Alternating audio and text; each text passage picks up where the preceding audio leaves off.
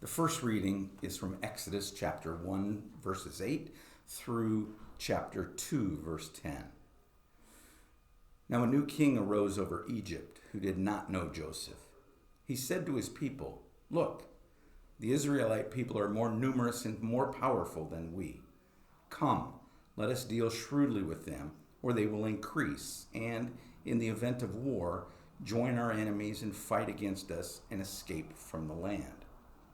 Therefore they set taskmasters over them to oppress them with forced labor. They built supply cities, Pithom and Ramesses, for Pharaoh. But the more they were oppressed, the more they multiplied and spread, so that the Egyptians came to dread the Israelites.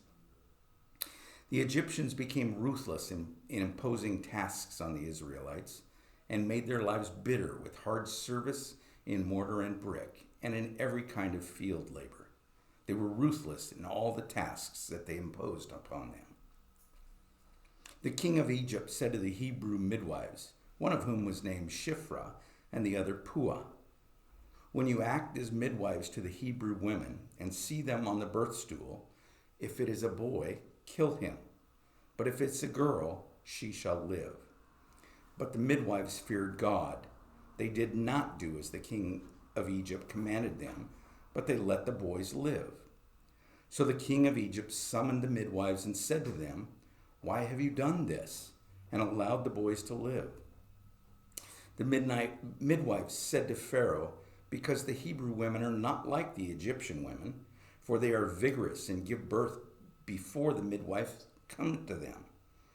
So God dealt well with the midwives, and the people multiplied and became very strong. And because the midwives feared God, he gave them families. Then Pharaoh commanded all his people, "Every boy that is born to the Hebrews you shall throw into the Nile, but you shall let every girl live." Now a man from the house of Levi went and married a Levite woman. The woman conceived and bore a son, and when she saw that he was a fine baby, she hid him for 3 months. When she could hide him no longer, she got a papyrus basket for him and plastered it with bitumen and pitch. She put the child in it and placed it among the reeds on the bank of the river. His sister stood at a distance to see what would happen to him. The daughter of Pharaoh came down to bathe at the river, while her attendants walked beside the river. She saw the basket among the reeds and sent her maid to bring it. When she opened it, she saw the child. He was crying, and she took pity on him. "This must be one of the Hebrews' children," she said. Then his sister said to Pharaoh's daughter, "Shall I go and get you a nurse from the Hebrew women to nurse the child for you?"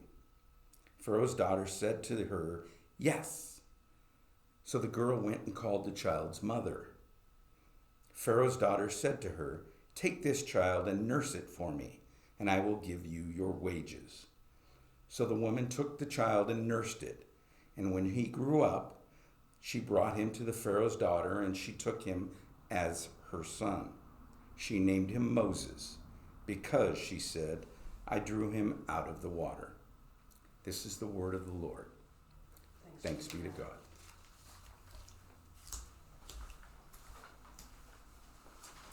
The gospel appointed for today is found in Matthew chapter 16, verses 13 through 20.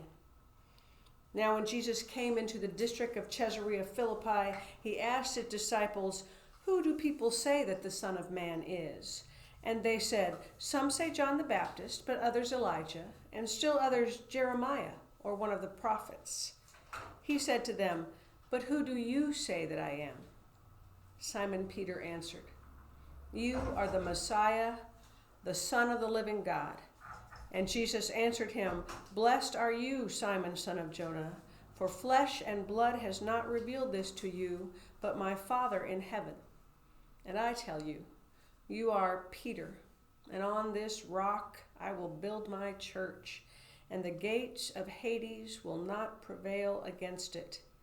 I will give you the keys of the kingdom of heaven, and whatever you bind on earth will be bound in heaven, and whatever you loose on earth will be loosed in heaven. Then he sternly ordered the disciples not to tell anyone that he was the Messiah. Here ends the gospel.